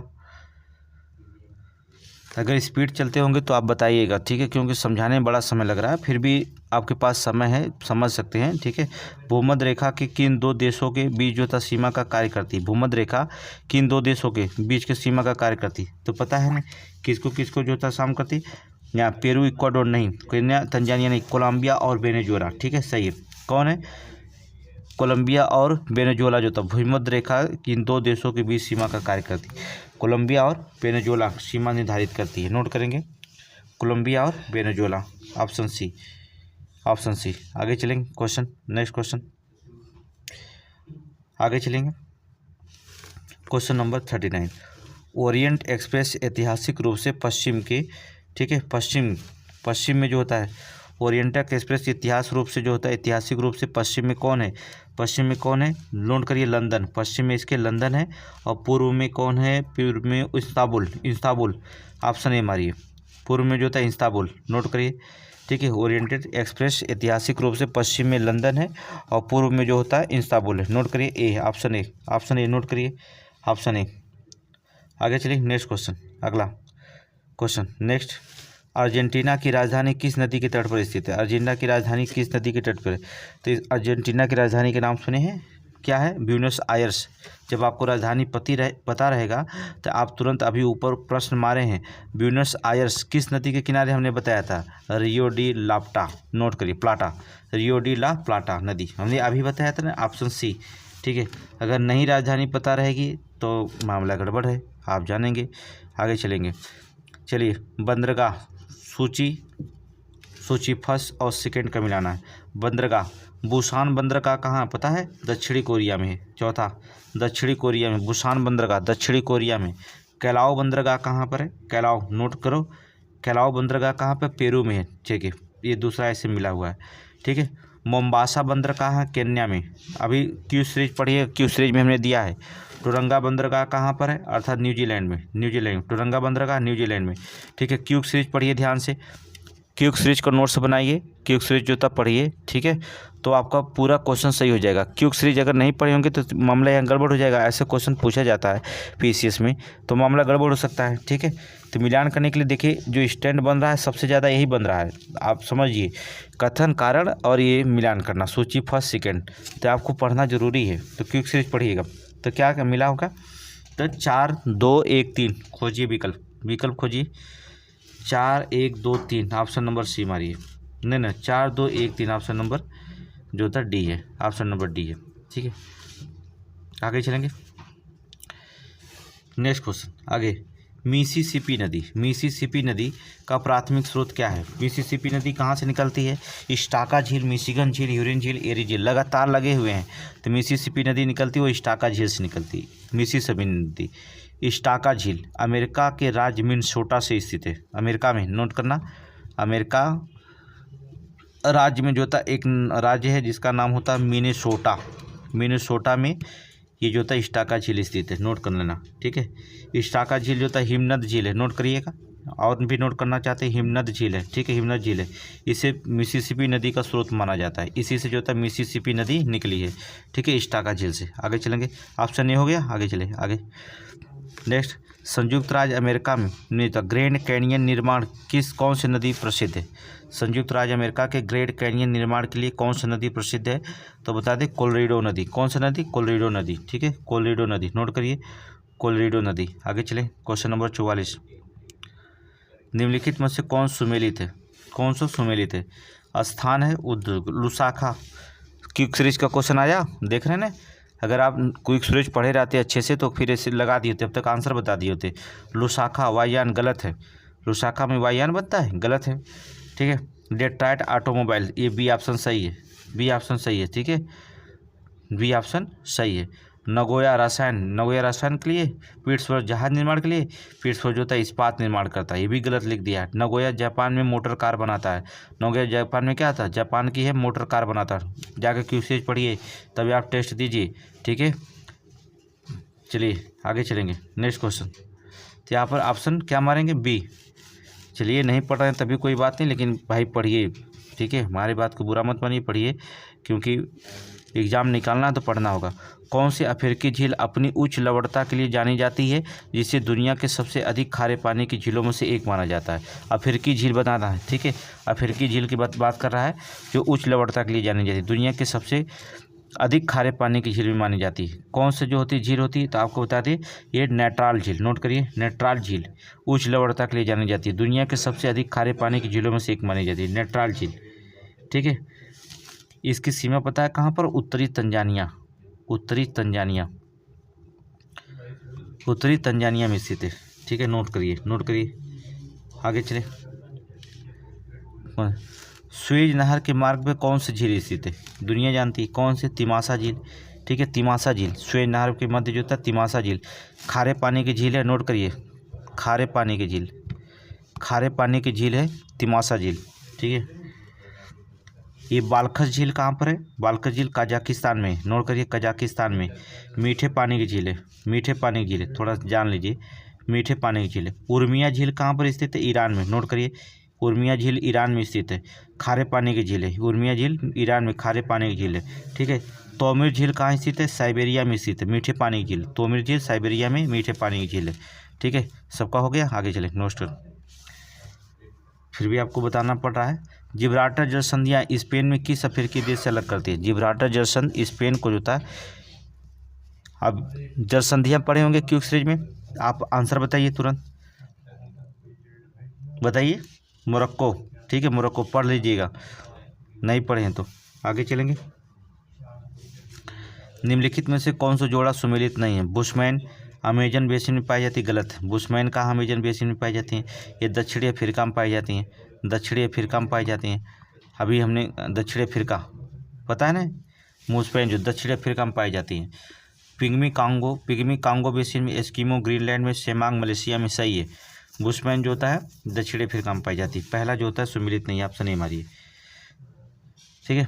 अब सोचिए, अगर आप पढ़े रहते क्विज सीरीज तो आपको इसको लगाने में कोई समय लगता है नहीं। आगे देखेंगे। कौन सा देश रूस और यूक्रेन के दोनों के साथ ज़मीनी साझा करता है, बेलारूस, रोमानिया, स्लोवाकिया, पोलैंड और बेलारूस, ठीक है। बेलारूस जो होता है, देख रहे हैं ना, सीमा पर तैनात किया, रूस का सबसे परम मित्र बेलारूस है, ठीक है, ये जो होता है सीमा लगाता है। आगे लेके नेक्स्ट क्वेश्चन देखेंगे। यांगची नदियाँ कहाँ पर बहती है, कौन से शहर बसता है, वुहान शहर। साइन नदी पर कौन बसा हुआ, बेसल। तीसरा, मिसिसिपी पे कौन है, न्यू आर्लियंस। दूसरा, डेन्यूब नदी पे कौन, बुडापेस्ट, डेन्यूब नदी पे बुडापेस्ट। 4 3 2 1 नोट करिए, 4 3 2 1 ऑप्शन डी मारिए, ठीक है। अभी इसमें बताते तो आपको बताने में बहुत समय लगता है, ठीक है, तो इसलिए नहीं बता रहे हैं, ठीक है। चलिए आगे चलते हैं। आप बताइएगा कमेंट में कि विस्तृत अगर जानना चाहते हैं तो विस्तृत बताइएगा, विस्तृत इसको बताएंगे। बाल्कन संरचना तेल और प्राकृतिक गैस का एक महत्वपूर्ण स्रोत है, मुख्य रूप से किस देश में स्थित है, बाल्कन संरचना तो पता है सबको, संयुक्त राज्य अमेरिका में, ये तो सबको पता है, संयुक्त राज्य अमेरिका में बाल्कन शहर। आगे चलेंगे, इसको क्या पूछने की जरूरत है, आगे देखेंगे। वायु के संदर्भ में निम्नलिखित कथनों पर विचार करिए, ठीक है। यह एक स्थानीय क्षेत्र के भीतर वायु के लघु क्षेत्र की गतिविधियाँ हैं, गलत है। इनकी विशेषताएं सर्वत्र तापमान जो होता है और आर्द्रता के समरूप रहती है, सही है, ऑप्शन दूसरा सही है। तो चलेंगे ऑप्शन 2 मारिए। आगे चलेंगे नेक्स्ट क्वेश्चन, क्वेश्चन नंबर 53। देखिए, स्थानांतरित कृषि और क्षेत्र, हमने कृषि और क्षेत्र की चर्चा कर दिया है। चेना श्रीलंका में, गलत है। चेना श्रीलंका से संबंधित इस प्रकार की झूम खेती है, ठीक है, जो सुमेलित नहीं है उसको बताना है, ठीक है। तो चेना श्रीलंका का ये तो सही हो गया। तोंग्या म्यांमार में, ये भी सही हो गया, तोंग्या म्यांमार में हमने बताया था, ठीक है। रोका थाईलैंड में, गलत है। रोका ब्राज़ील में, ये गलत है। रोका कहाँ पर, ब्राज़ील में हमने बताया, नोट करिए। और तमराई जो होता है थाईलैंड में, देखिए थोड़ा सा यहाँ उल्टा लिख दिया, ठीक है। क्या कर दिया, ये तो दोनों मिल कर दिया, रोका को ब्राज़ील में है, तमराई थाईलैंड में, ठीक है। ये 3 और 4 गलत कर दिया, नोट करिए 3 और 4, ऑप्शन नंबर 3 4, ठीक है। ये बस आपको अनुभव करना, याद करने की ज़रूरत है, ठीक है। निम्नलिखित में से कौन सा सुमेलित नहीं है, कौन सा सुमेलित नहीं है, चलिए देख लेते हैं। चलिए सुमेलित इसमें कौन सा नहीं है, तांबा, तांबा जो होता है चुक्की कमाता में होता है, सही है। टिन किंगा घाटी में होता है। आयरन, आयरन सडबरी में होता है, गलत है, ठीक है। आयरन सडबरी में नहीं होता है, नोट करना, ठीक है। कोयला डोनेट्स बेसिन में होता है, डोनेट्स में सही होता है। तो ए सी मारिए, ऑप्शन सी जो होता है गलत है, सी जो होता है गलत है, ठीक है। आगे चलिए नेक्स्ट क्वेश्चन, अगला क्वेश्चन नंबर 55। वियतनाम में धान की खेती जो चावल के उत्पादन के लिए एक प्रमुख स्रोत है, क्या कहलाते हैं। वियतनाम में धान के खेत जो होते हैं चावल के उत्पादन के लिए एक प्रमुख स्रोत हैं, ठीक है। वो क्या कहलाते हैं, सापा टेरेस कहलाते हैं, मैकांग डेल्टा, हो ची मिन्ह मैदान या दावत चावल खेत, तो इसे क्या कहा जाता है, मैकांग डेल्टा, नोट करेंगे मैकांग डेल्टा, ठीक है, मैकांग डेल्टा। आगे चलेंगे, नेक्स्ट क्वेश्चन देखेंगे, अगला। निम्नलिखित में से कौन सा कथन सही है। ऑस्ट्रेलिया के पास यूरेनियम का सबसे बड़ा भंडार है, ये तो सभी जानते हैं। ऑस्ट्रेलिया, ठीक है, यूरेनियम का सबसे बड़ा भंडार है, सबसे बड़ा भंडार उत्पादन। और कनाडा के पास भी यूरेनियम का सबसे बड़ा भंडार है, ऑस्ट्रेलिया और कनाडा, देख रहे हो ना। रूस विश्व के अग्रणी यूरेनियम उत्पादक देश है, गलत है, गलत है ऑप्शन, ठीक है। कजाकिस्तान जो होता है लगातार वैश्विक उत्पादन में प्रमुख देश बना हुआ है, कौन, कजाकिस्तान, नोट करिए। कजाकिस्तान जो होता है लगातार जो होता है सबसे उच्च स्थानों पर बना हुआ, लगातार वैश्विक यूरेनियम उत्पादन में बना हुआ है, रूस नहीं है। पहला सही है, दूसरा गलत है, पहला सही है, दूसरा गलत है, ऑप्शन ए मारिए, ऑप्शन ए। आगे चलेंगे, नेक्स्ट क्वेश्चन, नेक्स्ट 57 क्वेश्चन देखेंगे, अगला। दुनिया की सबसे बड़ी सोने की खाद्यान्नों में से एक मुंसया अर्थात मुरंतो सोने की खाद्यान्न किस देश में है। दुनिया की सबसे बड़ी सोने के खान मुरंतो क्या है, मुरंतो सोने की खाद्यान्न किस देश में स्थित है, ये तो हमको भी पता नहीं है, ठीक है। मुरंतो जो तक पड़ता कहाँ है, काजिलकुम रेगिस्तान में पड़ता है। काजिलकुम रेगिस्तान है कहाँ, उज्बेकिस्तान में, ऑप्शन नंबर सी मारो, ठीक है, उज्बेकिस्तान, नोट करिए। आगे चलिए नेक्स्ट क्वेश्चन देखेंगे, अगला। पृथ्वी की उत्पत्ति के संबंध में निम्नलिखित कथनों पर विचार करिए। बहुत पुराना क्वेश्चन, कक्षा 6 से पढ़ते आ रहे हैं आप। पृथ्वी का निर्माण लगभग 2 अरब वर्ष पहले, 2 अरब नहीं बताया जाता हम लोगों को, 4.6 अरब वर्ष पहले हुआ था। पहला गलत हो गया, पहला क्या है, असत हो गया, ठीक है। दूसरा देखेंगे क्वेश्चन, पृथ्वी के निर्माण में प्रारंभिक चरण के दौरान उच्च तापमान तीव्र ज्वालामुखी गतिविधियां देखी गई थी, ये भी गलत है, फालतू की बात करा। पृथ्वी की उत्पत्ति एक बड़े आणविक बादल के भीतर गुरुत्वाकर्षण पतन से जुड़ी हुई है, सही है, ठीक है। ये गुरुत्वाकर्षण पतन से जुड़ी हुई, ये सही है, ऑप्शन तीसरा जो होता है सही है। अब देखेंगे 3 है कि नहीं है, पहली बात है, ऑप्शन नंबर बी, ठीक है। कभी गड़बड़ हो जाएगा तो मामला गड़बड़ हो जाएगा। चलेंगे आप, बस 11 क्वेश्चन और है। पृथ्वी के अक्षांश और देशांतर के संदर्भ में निम्नलिखित कथनों पर विचार कीजिए। पृथ्वी का अक्षांश और देशांतर, ठीक है, चलिए देखेंगे। देशांतर रेखाएं हमेशा भूमध्य रेखा के समांतर होती हैं और भूमध्य रेखा दक्षिणी या उल्टा लिख दिया, गलत लिख दिया, ठीक है, उल्टा लिख दिया। अक्षांश रेखाएं ध्रुवों पर एकत्रित होती हैं, ये भी गलत लिया, ठीक है। ध्रुवों पर कहाँ एकत्रित होती है, अक्षांश रेखाएं एकत्रित होती है और मध्याह्न पूर्व और पश्चिम की ओर दूरी को मापती है, ये नहीं है, ठीक है। एकत्रित तो होती है लेकिन मध्याह्न पूर्व पश्चिम को मापती है, ये गलत लिख दिया थोड़ी सी नीचे, ठीक है, ये भी गलत हो गया, ठीक है। इसका मतलब है भैया ना तो 1 सही ना तो 2 सही, तो ऑप्शन कौन सही, ऑप्शन डी सही, ठीक है। आगे देखेंगे नेक्स्ट कथन कारण में, चलिए भैया। तमिलनाडु में मानसून एक अलग मौसमी स्थिति का अनुभव होता है। तमिलनाडु में जो होता है मौसम का एक अलग अनुभव, सही है, पहला सही है। पूर्वी घाट का भूगोल मानसूनी हवाओं को प्रभावित करता है जिससे तमिलनाडु में दक्षिणी पश्चिमी, देखिए दक्षिणी पश्चिमी तमिलनाडु नहीं, उत्तरी पूर्व दोनों मानसून शुरुआत में, दोनों उत्तरी पूर्व दोनों मानसून की शुरुआत होती है, दोनों मानसून की शुरुआत नहीं होती, दक्षिणी पश्चिमी जो होता है मानसून, उत्तर पूर्व की नहीं, ठीक है। तो यहाँ पर जो होता है गलत कर दिया, ये जो होता है गलत कर दिया, ए सही है लेकिन आर गलत कर दिया, तो इसका मतलब हो जाएगा ए सही आर गलत। देखेंगे तो ऑप्शन कौन मिलेगा, ऑप्शन सी निकलेगा। आगे चलेंगे नेक्स्ट क्वेश्चन, क्वेश्चन नंबर 61 देखेंगे। थोड़ा सा स्पीड में चले जरूर है लेकिन सही है। कारक कौन से कारक महासागर लवणता को प्रभावित करते हैं? लवणता को प्रभावित करते हैं। लवणता को समुद्र की सतह से वाष्पीकरण होगा तो लवणता प्रभावित करेगा। नदी का अपवाह समुद्र में गिरना, नदी का अपवाह जब समुद्र में गिरेगा लवणता बढ़ेगी। वायुमंडल का प्रसंचरण, ये भी लवणता। ध्रुवीय बर्फ का पिघलना, ये भी लवणता। सभी लवणता के प्रभाव के सभी कारण हैं। महासागर में सभी प्रभावित करते हैं। डी मारिए 1 2 3 4। ठीक है, आँख बंद करके मारिए, कोई दिक्कत नहीं है। पास करना है प्रीलिम्स क्वेश्चन तो पास करना है प्रीलिम्स। ठीक है, आगे चलेंगे। नेक्स्ट क्वेश्चन कमेंट में बताते रहेंगे जो भी क्वेश्चन समझ में नहीं आता है। हम बता रहे हैं तो आप कुछ बोलेंगे नहीं। पृथ्वी पर वर्षा और संघनन के संदर्भ में निम्नलिखित कथनों पर विचार करिए। संघनन पता है, संघनन वह प्रक्रिया जिसके द्वारा हवा में मौजूद जलवाष्प तरल पानी की बूंदों को बदल जाती है, जिससे बादल का निर्माण होता है, संघनन कहलाता है। एकदम सही है। वर्षा तब होती है जब बादल छट जाते हैं और वायु में पानी, जब बादल छट जाएंगे तो वर्षा कहाँ से होगा? गलत हो गया। कभी बादल छटते हुए छटेंगे तो वर्षा होती है? नहीं होती है। तो पहला से दूसरा गलत पहले में बता दिया। ठीक, आंसर हो गया सी। आप देखेंगे कोई भी बुजुर्ग आदमी, देहात आदमी जो पढ़ा लिखा नहीं रहेगा वो भी बता देगा बादल छट गया वर्षा नहीं होगी। ठीक है, ये तो हम लोग पढ़े लिखे हो। ठीक है, PCS एग्जाम दे रहे हैं। आगे चलेंगे। सूर्य के संदर्भ में निम्नलिखित कथनों पर विचार करिए। सूर्य के संदर्भ में निम्नलिखित कथनों पर विचार करिए। सूर्य में मुख्य रूप से परमाणु संलयन की प्रक्रिया गुजरने हाइड्रोजन और हीलियम होते। सही है, एकदम 100% है।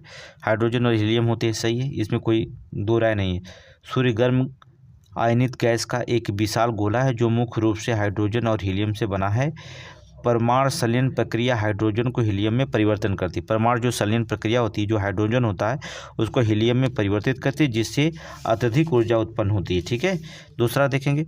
सूर्य के निर्माण किसी सुपरनोवा नहीं, ये तारों का निर्माण हो सकता है, सूर्य का निर्माण नहीं हो सकता है। बी, तारों का निर्माण जो होता है सुपरनोवा के कारण होता है। ये अब दूसरा गलत है, पहला सही है। हम पढ़ाए हैं, पहला सही है, दूसरा गलत है। ठीक है, चलिए ठीक है, आप लोग नहीं पढ़े होंगे तो अलग बात है, लेकिन हम सारे क्वेश्चन पढ़ाए हैं। सौर विकिरण और सूर्य ताप के संदर्भ में निम्नलिखित कथनों पर विचार करिए। इसको अच्छे से पढ़ाएं। सौर विकिरण और सूर्य ताप के संदर्भ में निम्नलिखित कथनों पर विचार करिए। सौर विकिरण विद्युत, ठीक है, विद्युत संचालक रूप से जो होता है सूर्य की उत्सर्जित संदर्भ को विकसित करती है। गलत है। ठीक है, ये क्या है? गलत है। नहीं, इससे तो सही है, ये सही है। ये क्वेश्चन कहाँ से पेन आ गया भैया? इस पेन को बड़ा खतरनाक पेन दे दिया। चलिए, ये सही है। ठीक है, संचारित करती है, ये सही है। पृथ्वी का सूर्यताप उच्च तीव्रता आमतौर पर भूमध्य रेखा के पास होती है, ये भी सही है। ठीक है, ये भी सही है आपका। अगला है कि जिन कोण पर सौर विकिरण पृथ्वी की सतह पर टकराता है वह प्राप्त ऊर्जा की मात्रा को प्रभावित करता है। सही है। ठीक है, तीनों सही है, तीनों सही है। आप सुन मारिए। ठीक है, पढ़ाने का समय नहीं कि आपको पढ़ाया जाए। अपक्षय और अपर्दन के संदर्भ में निम्नलिखित कथनों में कौन असत्य है? अपक्षय अपर्दन नोट करिए। अपक्षय और अपर्दन में कौन सा कथन असत्य है? चलिए, अपक्षय चट्टानों की संरचना को परिवर्तित किए बिना छोटे छोटे कणों में तोड़ने की प्रक्रिया है। सही है। परिभाषाएं देख लेना। अपक्षय अपर्दन, अपर्दन में अपक्षित चट्टाने पदार्थों को एक स्थान से दूसरे स्थान तक स्थानांतरण और परिवहन शामिल है। सही है। ठीक है, सही है। यांत्रिक अपक्षय मुख्य रूप से चट्टान की संरचना में परिवर्तित करने वाली रासायनिक प्रतिक्रियाओं को कारण होती है, ये गलत है। ठीक है, मुख्य रूप से चट्टान की संरचना में परिवर्तन करने वाली रासायनिक प्रक्रियाओं के कारण होता है, ये जो होता है यांत्रिक अपक्षय मुख्य रूप से, ये गलत है। सी, हवा और पानी के अपक्षय अपर्दन दोनों सामान्य कारक है। सही है। ठीक है, तो यहाँ पर क्वेश्चन पूछा है। ठीक है, जो क्वेश्चन पूछा था कौन असत्य है, तो कौन असत्य है? असत्य कौन मिला? सी। ठीक है, सी, ऑप्शन सी हो गया। आगे चले नेक्स्ट क्वेश्चन। बस हम लोग 65 पहुँच चुके हैं, 15 क्वेश्चन और बात है। अंतर्राष्ट्रीय तिथि रेखा की स्थापना का कारण क्या है? क्या कारण है? पृथ्वी का अच्छी झुकाव, प्रधान मध्याह्न की स्थिति, राष्ट्रों के मध्य ऐतिहासिक समझौता, चुंबकीय क्षेत्र की भिन्नताएं। क्या कारण हो सकता है बताइए? क्यों बताया गया? तो बताते हैं राष्ट्रों के मध्य ऐतिहासिक समझौता। क्या है? राष्ट्रों के मध्य जो था ऐतिहासिक समझौता ही अंतर्राष्ट्रीय तिथि रेखा का निर्धारण करता है। ठीक है, आगे चलेंगे नेक्स्ट क्वेश्चन। कौन सा इसमें सुमेलित है? टेबल चलेंगे। टेबल जो होता है केन्या, टेबल पर्वत केन्या में है, डेनाली पर्वत कोलंबिया में है, फूजी पर्वत मंगोलिया में है, लोगान पर्वत, ये देखिए लोगान पर्वत गड़बड़ हो गया, लोगान पर्वत कनाडा नहीं सर, माउंट लोगान कनाडा का सबसे ऊंचा पर्वत है जो यूक्रेन क्षेत्र में स्थित है। कहाँ पर है?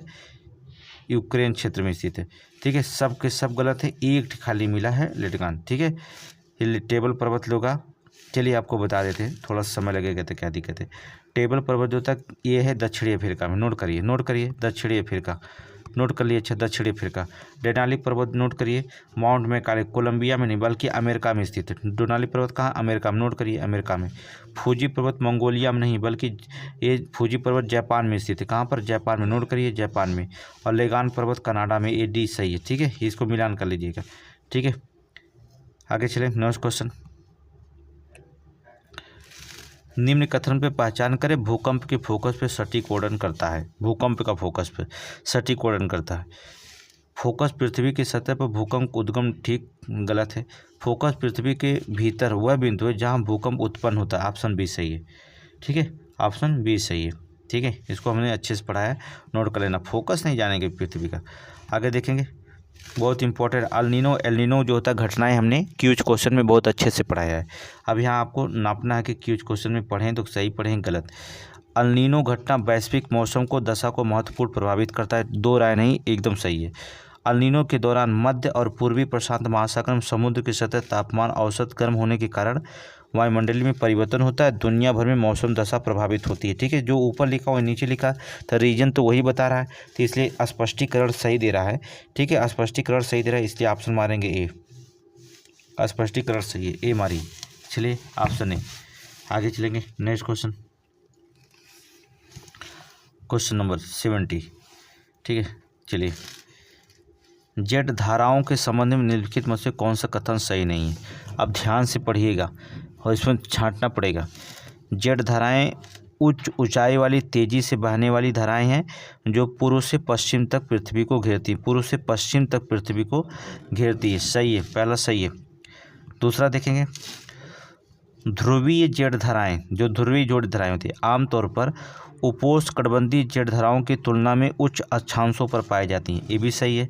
ठीक है, आगे देखेंगे, जेट धाराएं मुख्य रूप से समताप मंडल में मौजूद होती हैं। देखिए, समताप मंडल में मौसम को प्रभावित करती है लेकिन हवाई यात्रा को नहीं, ये गलत है। अभी हमने आपको बताया कि जेट धाराएं जो था क्षोभ मंडल में उपस्थित होती है। अभी हमने मैप में खींचा था ना, बताया था ना क्षोभ मंडल में, इसके पहले तो समताप मंडल कहाँ से आ गया? अगर आप दिमाग लगाए होंगे तो हमने पहले ही बता दिया, क्षोभ मंडल में होती है। समताप मंडल के नीचे जो क्षोभ मंडल के ऊपरी सतह पर जो होती जेट पौने चलती हैं, तो ये गलत हो गया। ठीक है, तो आपका सी गलत निकाल दिए, सी आपका सी निकल गया, और तो सब सही है। हम लोग 70 पार कर चुके, 5 क्वेश्चन किया और बात है। चलिए देख लेते हैं, 5 क्वेश्चन हम और देखेंगे। ठीक है, कौन सा इसमें सुमेलित नहीं है, बस चीज़ के। ठीक है, कौन सा इसमें सुमेलित नहीं है? पहला टीटीकाका झील ब्राज़ील में, देखिए बोलोविया की हमने अभी बताया था, इसके पहले हमने बताया ना टीटीकाका झील कहाँ बताया था? पेरू और बोलोविया की सीमा पर स्थित है। टीटीकाका कहाँ? पेरू और बोलोविया की सीमा पर स्थित है, नोट करिए, पेरू और बोलोविया की सीमा। पहले ही गलत मिल गया, तो आगे पढ़ेंगे। बैकाल झील रूस में है, ये तांगानिका झील तंजानिया में, ग्रेट बैरियर झील कनाडा में, ये तो मिलान हो गया पहला, अर्थात ए निकाल लीजिए। ठीक है, ए निकाल लीजिए। आगे चलिए, नेक्स्ट क्वेश्चन, अगला देखेंगे, इमैनुअल कांट निम्नलिखित में से किस परिकल्पना का प्रस्ताव शामिल है? इमैनुअल कांट से निम्नलिखित में से किस परिकल्पना का प्रस्ताव से संबंधित है, बताएंगे।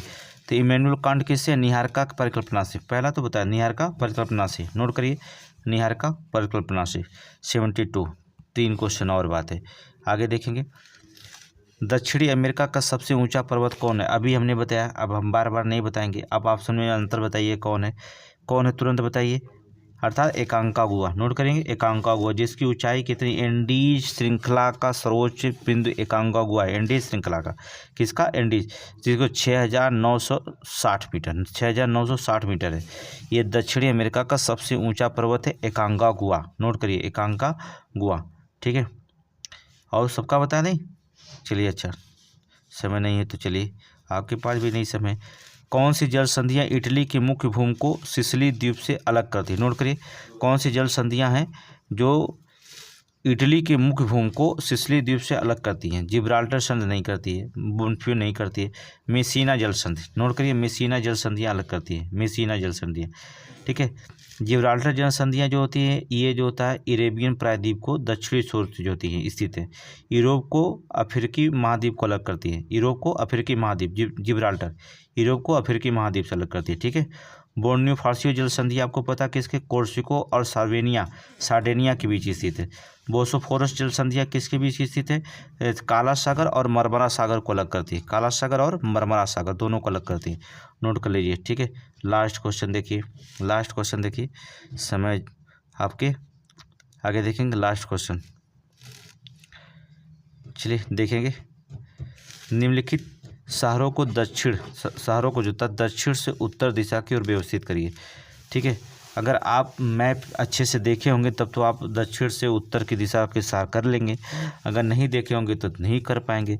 पहला शहर है ब्यूनस आयर्स। ब्यूनस आयर्स किसकी राजधानी है, अर्जेंटीना की राजधानी है, अर्जेंटीना की राजधानी पहला शहर हो जाएगा। टोक्यो काहिरा में सबसे जो होता है दक्षिण में कौन है, ब्यूनस आयर्स। इसके बाद जो होता है जब एक विकल्प मिल गया तो कहीं और है ही नहीं दिख रहा है तो काहिरा हो जाएगा, टोक्यो और मॉस्को, ठीक है। काहिरा मिस्र की राजधानी है, टोक्यो जापान की राजधानी है और मॉस्को रूस की राजधानी है, नोट करेंगे, ठीक है। पता हो गया ना, अर्थात काहिरा अफ्रीका महाद्वीप में है, ठीक है, और जो होता है टोक्यो एशिया महाद्वीप में, मॉस्को रूस महाद्वीप। मॉस्को जो होता है एशिया और यूरोप में दोनों पड़ जाते हैं, लेकिन एशिया के उत्तरी भाग में स्थित है मॉस्को, तो आप सचिन, ठीक है। अब आपको ज्योग्राफी लगे कमेंट में आप बताइएगा, ठीक है। अच्छा ज्योग्राफी में कौन अच्छा क्वेश्चन आपको कितना आया, ठीक है, कितना आप क्वेश्चन कर ले जा रहे हैं, अपना स्कोर ज़रूर बताइएगा। अपना स्कोर बताएंगे तो और भी मैटर अच्छे से इसमें डाला जाएगा कि और भी आपको समझाने की कोशिश करेंगे। जब अपना कमियां और नहीं बताएंगे तो उसमें दिक्कत हो जाएगी, ठीक है। और चैनल को आपको एक ही काम है, लाइक सब्सक्राइब कर लीजिएगा नए होंगे, और फिर इससे, ठीक है, धन्यवाद।